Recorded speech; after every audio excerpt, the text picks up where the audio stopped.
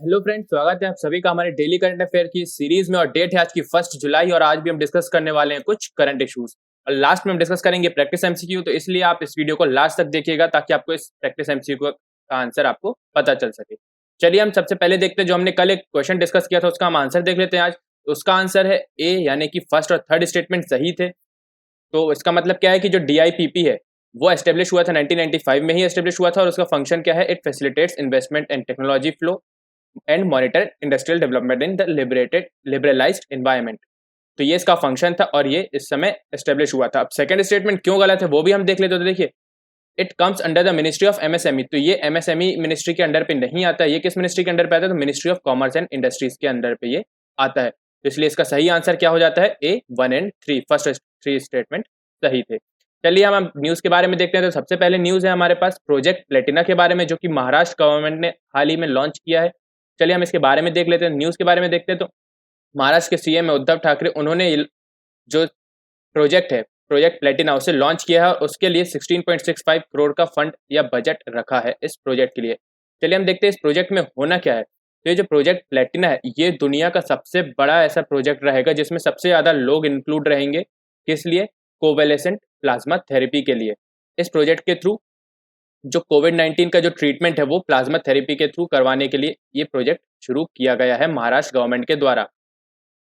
तो ये अब प्लाज्मा थेरेपी क्या होती है? तो देखिए, जो भी पेशेंट्स ठीक हो जाते हैं या जो भी पेशेंट्स कोविड-19 से रिकवर हो जाते हैं, तो उनकी बॉडी जो उनकी एंटीबॉडीज होती हैं, जो उनकी इम्यून सिस्टम एंटीबॉडीज जनरेट करता है उस कोविड-19 के वायरस से लड़ने के लिए, तो उसी एंटीबॉडीज को उनके ब्लड के थ्रू, पेशेंट्स के ब्लड के थ्रू निकाल लिया जाता है और उन एंटीबॉडीज का यूज करते हैं जो अभी हाल ही में जो पॉजिटिव पेशेंट्स है उन पर। तो ये होती है प्लाज्मा थेरेपी। इससे क्या है, उनके अंदर भी जो अभी पेशेंट्स है जो पॉजिटिव है उनके अंदर भी उनके अंदर भी वायरस से लड़ने की इम्यूनिटी बढ़ जाती है। तो ये थी कोवेलेसेंट प्लाज्मा थेरेपी के बारे में। तो और प्रोजेक्ट प्लेटिना भी इसी के बारे में है। तो इसमें क्या होने वाला है, तो मुंबई में सबसे ज़्यादा केसेस हैं, आप सभी को पता है कोविड-19 की। तो मुंबई में ही 21 सेंटर्स बनाए हैं पूरे महाराष्ट्र में और मुंबई में, जिसमें से 4 मेडिकल कॉलेज मुंबई में है और 17 medical college under the medical education and drugs department के अंडर पे है। तो इन सभी में इसका ट्रायल चालू होगा, ये प्लाज्मा थेरेपी का, और इसी से लोगों को ठीक किया जाएगा। ये डिसीजन कब आया है? ये डिसीजन दिल्ली गवर्नमेंट का एक और डिसीजन लिया था। दिल्ली गवर्नमेंट ने भी इसी से रिलेटेड, प्लाज्मा थेरेपी से रिलेटेड, दिल्ली गवर्नमेंट ने क्या फैसला लिया था? दिल्ली गवर्नमेंट ने फैसला लिया था कि दिल्ली गवर्नमेंट क्रिएट करेगी प्लाज्मा बैंक्स। वहां पे क्या होगा, तो वहां पे जो भी ठीक हो रहा है, जो भी रिकवर हो रहा है, तो उनके जो ब्लड है उसका उनका ब्लड सैंपल्स लिया जाएगा, उससे एंटीबॉडीज निकाली जाएगी और उस बैंक में रखा जाएगा, ताकि जो भी पेशेंट्स हैं, कोविड पॉजिटिव पेशेंट्स, उनको एंटीबॉडीज की सप्लाई मिल सके। तो ये प्लाज्मा बैंक का बनाने का जो फैसला था दिल्ली गवर्नमेंट का, उसके बाद ही महाराष्ट्र गवर्नमेंट ने प्रोजेक्ट प्लेटिना का भी फैसला लिया है, जिसमें सब दुनिया का ये सबसे बड़ा प्रोजेक्ट है जिसमें सबसे ज़्यादा पेशेंट्स इन्वॉल्व होने वाले हैं प्लाज्मा थेरेपी के लिए। चलिए बढ़ते हैं हम अगली न्यूज़ की तरफ। तो अगली न्यूज़ है हमारे पास हाइड्रो इलेक्ट्रिक प्रोजेक्ट के बारे में, जो कि भूटान में अभी हाल ही में बनने वाला है और इसमें इंडिया की पार्टनरशिप के साथ ये प्रोजेक्ट बनेगा। चलिए हम इसके बारे में डिस्कस करते हैं। तो देखिए, ये एक कंसेशन एग्रीमेंट साइन किया गया है।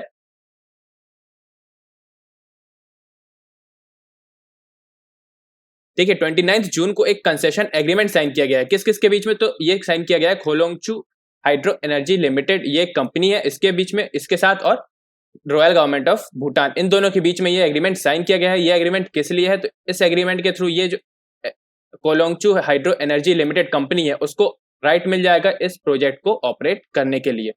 चलिए हम इसमें देखते हैं आगे। तो देखिए, ये एक पांचवा प्रोजेक्ट है। ये जो खोलोंगचू हाइड्रो इलेक्ट्रिक प्रोजेक्ट है भूटान में, ये पांचवा ऐसा प्रोजेक्ट है जो इंडिया भूटान की पार्टनरशिप के साथ बनने वाला है।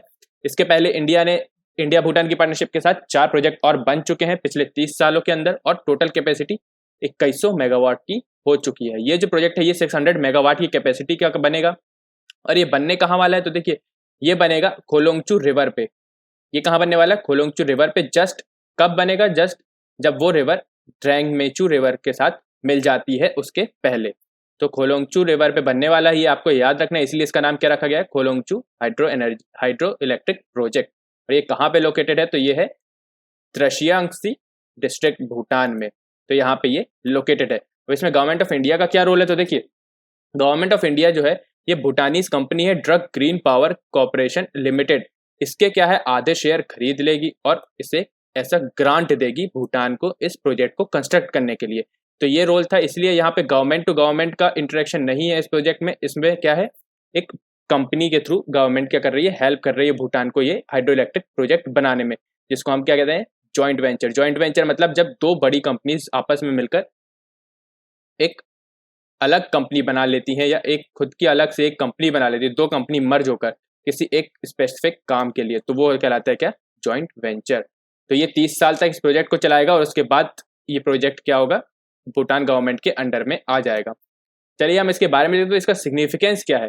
तो ये ऐसा सबसे पहला हाइड्रो पावर जॉइंट वेंचर है जो कि कहाँ पर है, भूटान के लेस डेवलप्ड ईस्टर्न रीजन में है। कौन सा रीजन है वो, तर्शियांगसी रीजन, यहाँ पर ये सिचुएटेड है और यहाँ पे ऐसा ये पहला हाइड्रो पावर प्रोजेक्ट है।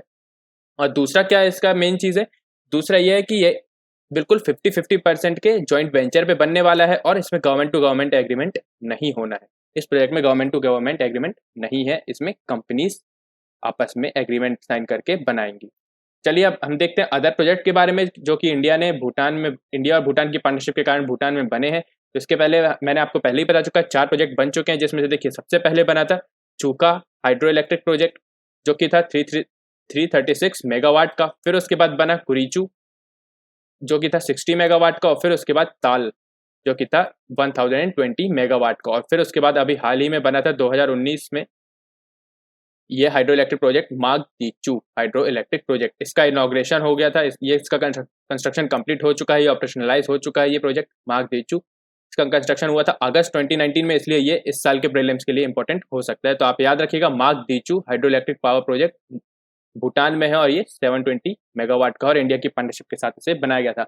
2 ऑनगोइंग प्रोजेक्ट और चल रहे हैं भूटान में अभी, तो ये देखिए पुनात सांगचू 1 और पुनात सांगचू 2, ये 2 हाइड्रो इलेक्ट्रिक पावर प्रोजेक्ट अभी भूटान में कंस्ट्रक्शन में है। चलिए हम अगली न्यूज की तरफ बढ़ते हैं। तो अगली न्यूज है हमारे पास 59 Chinese apps blocked as threats to sovereignty. तो अभी हाल ही में कल परसों जो इंडियन गवर्नमेंट है उसने फैसला लिया है कि जो 59 चाइनीज ऐप्स हैं उनको बैन करने का इंडिया में फैसला लिया है, जिसमें से कुछ क्या है, बहुत ही ज़्यादा फेमस ऐप्स भी हैं जैसे टिकटॉक या कैम स्कैनर या हेलो, ऐसे टाइप के ऐप्स को बैन किया है इंडियन गवर्नमेंट ने इंडिया पर, जो कि कहाँ के हैं, चाइनीज मोबाइल के ये ऐप हैं, चाइनीज मोबाइल ऐप्स हैं ये। चलिए हम इसके बारे में देखते हैं। तो देखिए ये लिस्ट है इन ऐप्स की, तो आप इसे वीडियो को पॉज करके आप लिस्ट में नाम देख सकते हैं। अगर आपके पास इनमें से कोई भी ऐप हो तो आप उसे अनइंस्टॉल कर दीजिएगा, क्योंकि ये ऐप जो है वो इंडिया में अब बैन हो चुके हैं। चलिए हम इसके बारे में देखते हैं। तो इसमें गवर्नमेंट का जो डिसीजन है बैन करने का, उसके लीगल बेसिस क्या है। देखिए section 69A information technology act 2000 के अकॉर्डिंग गवर्नमेंट ने ये फैसला लिया है, क्योंकि गवर्नमेंट के पास इस सेक्शन के according power to issue directions for blocking for public access of any information through any computer resource. Government के पास पावर है ब्लॉक करने की किसी भी इंफॉर्मेशन को जो कि कंप्यूटर रिसोर्स के थ्रू प्रोवाइड की जा रही है पब्लिक एक्सेस के लिए। तो ये क्या है, ब्लॉक कर सकती है गवर्नमेंट किसी भी इंफॉर्मेशन को। तो ये किस सेक्शन में दिया है, ये आपको याद रखना है, सेक्शन 69A में दिया है आईटी एक्ट 2000 में। और अगला क्या दिया है, अगला सेक्शन 69 में ही दिया है, अगला बेसिस भी आईटी एक्ट के ही सेक्शन 69 में ही दिया है, जो कि है in the interest of sovereignty and integrity of India. तो इंडिया की सोवरेनिटी और इंटीग्रिटी को बचाने के लिए भी ये फैसला लिया गया है। तो अब चलिए हम रीजंस देख लेते हैं कि क्यों लिया गया है ये फैसला। देखिए सबसे पहला रीजन है, इसके मेनली 3 रीजंस हैं। तो सबसे पहला रीजन क्या है कि this is a move to protect the safety and sovereignty of Indian cyber space. तो गवर्नमेंट के पास बहुत सी कंप्लेंट्स आई थी कि ये जो ऐप्स हैं, जो भी 59 ऐप्स हैं, उनसे इंडियन रेसिडेंट्स का डेटा चाइना में लीक हो रहा था। तो उसी को कर्ब करने के लिए गवर्नमेंट ने क्या किया है, ये फैसला लिया है कि ये सभी ऐप बैन कर दिए जाएंगे। तो ये था पहला रीजन। दूसरा रीजन क्या हो सकता है, दूसरा ये एक जियोपॉलिटिकल मूव भी हो सकता है। क्यों, क्योंकि अभी हाल ही में क्या टेंशंस बहुत ज़्यादा चल रहे हैं लद्दाख में, या स्टैंड ऑफ चल रहा है बहुत ज़्यादा इंडिया और चाइना के बीच लद्दाख में। तो उसी के लिए क्या किया गया है, ये जियोपॉलिटिकल मूव भी ये किया गया है, ताकि चाइना को प्रेशराइज कर सके इंडियन गवर्नमेंट की ये जो स्टैंड ऑफ है उसे वापस बुला लिए या फिर उस स्टैंड ऑफ को सॉल्व करें। और अगला रीज़न क्या हो सकता है, तो अगला रीज़न ये है कि चाइना को एक स्ट्रॉन्ग सिग्नल देने का ये भी हो सकता है, ये चाइना को एक स्ट्रॉन्ग सिग्नल देने के लिए भी ये ऐप बैन किए जा सकते हैं, क्योंकि जो चाइना का बिजनेस था इंडिया में वो बहुत ज़्यादा बढ़ रहा है। उसको स्ट्रॉन्ग सिग्नल दे सकते हैं कि अगर आपने हमारे साथ जैसे लद्दाख में या फिर वॉर जैसी जो कंडीशन बन रही है अभी इंडिया और चाइना के बीच में, तो अगर वैसी कंडीशन को सॉल्व नहीं किया तो हम बहुत ज़्यादा अपना जो मार्केट है उसके थ्रू आपको बहुत ज़्यादा परेशान कर सकते हैं। तो ये कुछ रीजंस थे। अगला हम देखते हैं, तो अगला क्या है, इसके इम्पैक्ट क्या पड़ने वाले हैं, इस डिसीजन गवर्नमेंट का जो डिसीजन है उसका इम्पैक्ट क्या पड़ने वाला है। सबसे पहला इम्पैक्ट तो यही पड़ने वाला है कि चाइनीज़ जो एग्रेशन हो रहा है उस पर बहुत ज़्यादा स्ट्रॉन्ग सिग्नल गया है चाइनीज़ गवर्नमेंट की तरफ। इंडिया भी क्या कर सकता है, रीएट्रिएट कर सकता है। अगला हम देखते हैं, तो देखिए अगला इम्पैक्ट क्या पड़ने वाला है, तो अगला इन कंपनीज पे इम्पैक्ट पड़ेगा कि जो कंपनीज है ये बहुत ज़्यादा ही लार्जेस्ट मार्केट को कवर करती है। मतलब जो हमारे इंडिया का जो मार्केट है उसमें बहुत ज़्यादा इनका शेयर है इंडियन मार्केट में इन ऐप्स का। जिसके कारण क्या हो गया, अगर ये बैन हुए, मतलब कि अभी बैन हो ही चुके हैं, तो इनका जो प्रॉफिट है या जो रिवेन्यू है वो बिल्कुल ही कम हो गया है। तो इन कंपनीज का जो प्रॉफिट और रिवेन्यू जो जाता है वो मेनली इंडिया से ही जाता है। अगर ये कम होगा तो ये कंपनी बहुत ही ज़्यादा नुकसान में आ जाएगी। तो ये दूसरा असर किस पे पड़ने वाला है, कंपनी पे पड़ने वाला। अगला क्या है, अगला इम्पैक्ट पड़ने वाला है जो इंडियन कंटेंट क्रिएटर्स है इन प्लेटफॉर्म्स पे, इन ऐप्स में, या फिर जो भी एम्प्लॉयज है इन ऐप्स के ऑफिसेस में, तो उन पे भी असर पड़ेगा, उनकी भी एम्प्लॉयमेंट खतरे पे आ जाएगी इस डिसीजन के कारण। और अगला क्या इम्पैक्ट पड़ने वाला है, तो देखिए अगला क्या है, जो चाइना का डिजिटल सिल्क रूट बनाने का जो एम्बिशन है चाइना का, उस पर भी इसका असर पड़ेगा। और एक और चीज़ है, तो देखिए अगला इम्पैक्ट क्या पड़ने वाला है। जैसे इंडिया ने बैन किया है चाइनीज़ ऐप, तो वैसे भी चाइना की टेंशन बहुत सी कंट्रीज के साथ चल रही है। फॉर एग्जांपल साउथ चाइना सी के साथ भी चल रही है, यूएसए के साथ भी चल रही है। तो अगर इंडिया ने बैन किए हैं ये ऐप्स, तो अदर कंट्रीज को भी बढ़ावा मिल जाएगा कि अदर कंट्रीज भी ये ऐप्स बैन कर सकती हैं। तो ये था इसके कुछ इम्पैक्ट्स जो पड़ेंगे पूरे वर्ल्ड में, या फिर चाइना को, या फिर जो कंपनीज है उनको, या फिर जो इंडियन जो कंटेंट क्रिएटर्स हैं या जो इंडियन एम्प्लॉयर्स है इन कंपनीज में, उनको भी ये असर करेगा ये डिसीजन गवर्नमेंट का। चलिए हम अगली न्यूज़ के बारे में देखते हैं। तो अगली न्यूज़ है हमारे पास PM formalisation of micro food processing enterprises scheme के बारे में, यानी कि पीएमएफएमई जो स्कीम अभी हाल ही में लॉन्च की है। किसने, तो union minister for food processing industries, इन्होंने लॉन्च की है ये स्कीम पीएमएफएमई। इसके बारे में हम देख लेते हैं। तो देखिए the scheme is expected to generate a total investment of ₹35,000 crore. इतने का इन्वेस्टमेंट ये जनरेट करना एक्सपेक्ट किया जा रहा है कि ये स्कीम के थ्रू जनरेट किया जाएगा, और 9 lakh skilled and semi skilled employment भी जनरेट की जाएगी इस स्कीम के थ्रू। चलिए हम इस स्कीम के बारे में देख लेते हैं। तो देखिए ये एक सेंट्रली स्पॉन्सर्ड स्कीम है जिसका बजट कितना है, ₹10,000 करोड़। इतना बजट एलोकेट किया गया है इस स्कीम के लिए सेंट्रल गवर्नमेंट के द्वारा।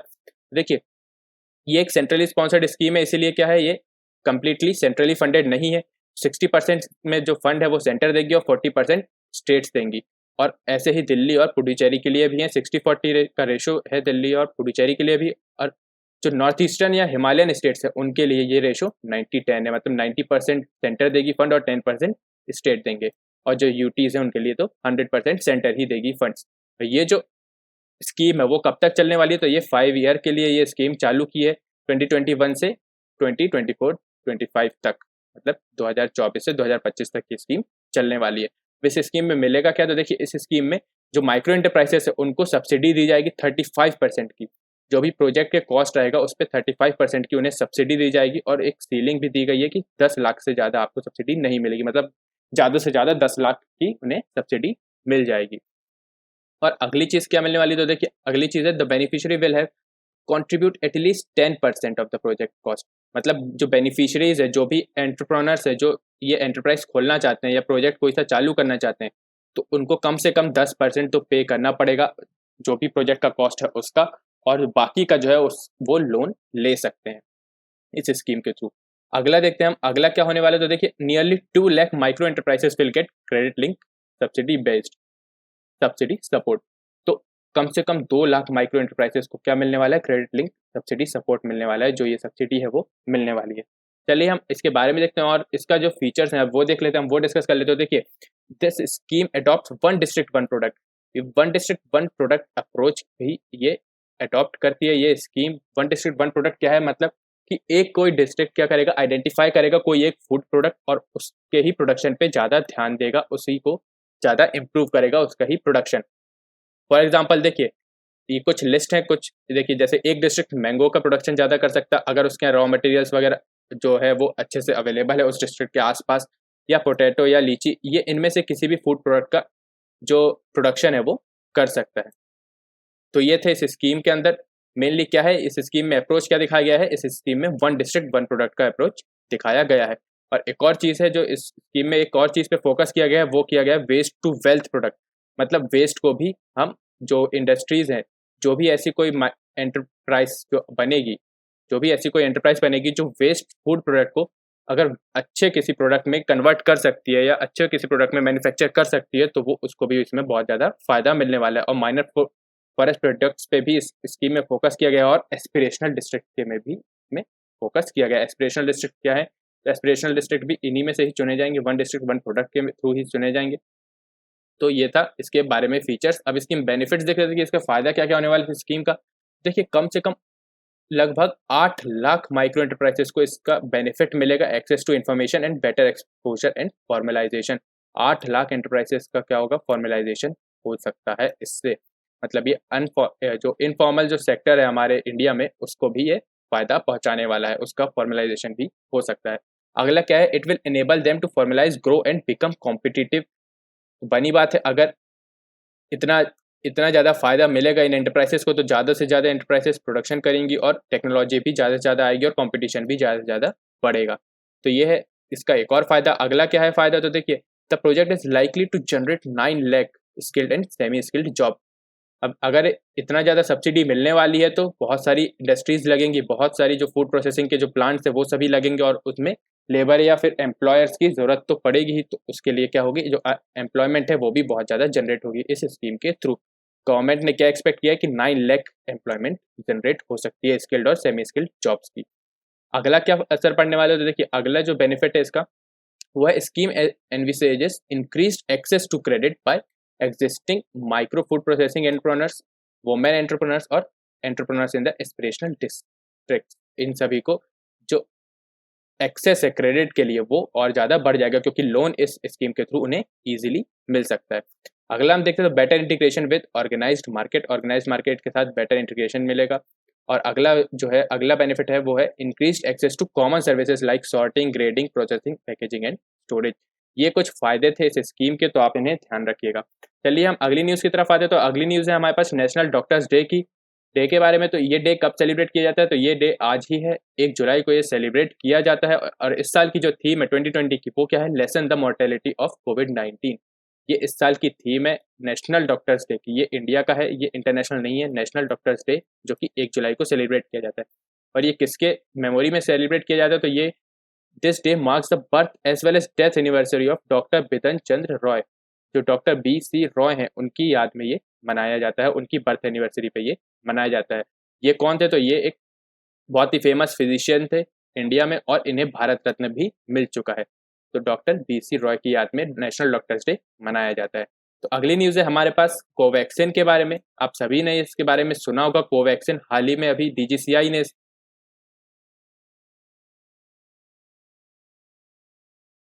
तो हाल ही में इसे अभी DGCI ने अप्रूवल दिया है इसका ह्यूमन ट्रायल के लिए। और ये जो वैक्सीन है वो किस लिए है, ये भी आपको याद रखें। तो ये वैक्सीन कोविड 19 के वायरस के लिए बनाई गई है, और इसका जो DGCI ने अप्रूवल दे दिया है फेज 1 और फेज 2 ह्यूमन क्लिनिकल ट्रायल के लिए। और इसे किसने डेवलप किया है? तो इसे डेवलप किया है हैदराबाद की ही एक कंपनी मेजर भारत बायोटेक ने, इन कोलेब्रेशन विद ICMR और नेशनल इंस्टीट्यूट ऑफ वायरोलॉजी। तो इन सभी ने मिलकर ये वैक्सीन बनाई है। और this company is also involved in the development of Coroflu, a nasal vaccine for COVID-19 as part of an international collaboration of biologists at the University of Wisconsin Medicine and Vaccine from Lucan। तो ये CoroFlu जो है, ये एक नेसल vaccine है जो कि अभी डेवलप की जा रही है कोविड-19 के लिए इंटरनेशनल कोऑपरेशन के साथ।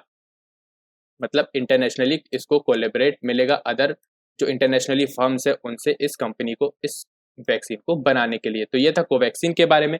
कोवैक्सीन हाल ही में बन चुकी है, इसका ट्रायल चल रहा है, ह्यूमन ट्रायल चल रहा है। चालू करने के लिए अप्रूवल मिल गया है। किससे मिला है? तो DGCI यानी कि drug controller general of India से इसे अप्रूवल मिल चुका है। तो जी गाइस, आज की न्यूज़ यहीं तक थी। अब हम देख लेते हैं एक क्वेश्चन जो कि है क्वेश्चन ऑफ द डे। तो आज का क्वेश्चन है PMFME के बारे में, जो कि आज हमने डिस्कस किया है। तो देखिए, सबसे पहला स्टेटमेंट है आपके पास, it is a central sector scheme. अगला स्टेटमेंट है आपके पास, it was launched by ministry of food processing industries as a part of Atmanirbhar Bharat.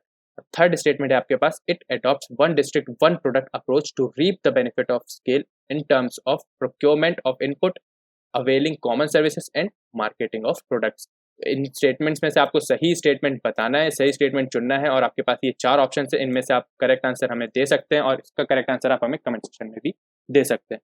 तो गाइस आज का लेक्चर यहीं तक था। अगर आपको ये पसंद आया तो प्लीज़ लाइक कीजिएगा और अपने दोस्तों के साथ शेयर भी कीजिएगा। अगर आपने ये चैनल सब्सक्राइब नहीं किया तो जाके सब्सक्राइब कर लीजिए और बेल आइकन जरूर दबाइएगा ताकि आपको सारे नोटिफिकेशंस मिलते रहें। कोई भी सजेशन या कोई भी क्वेरी हो तो वो आप हमें कमेंट सेक्शन में पूछ सकते हैं और इस लेक्चर की पीडीएफ भी आपको हमारे टेलीग्राम चैनल जीएस नेट पे मिल जाएगी, आप उसे जाकर ज्वाइन कर सकते हैं। Thank you guys, thank you very much.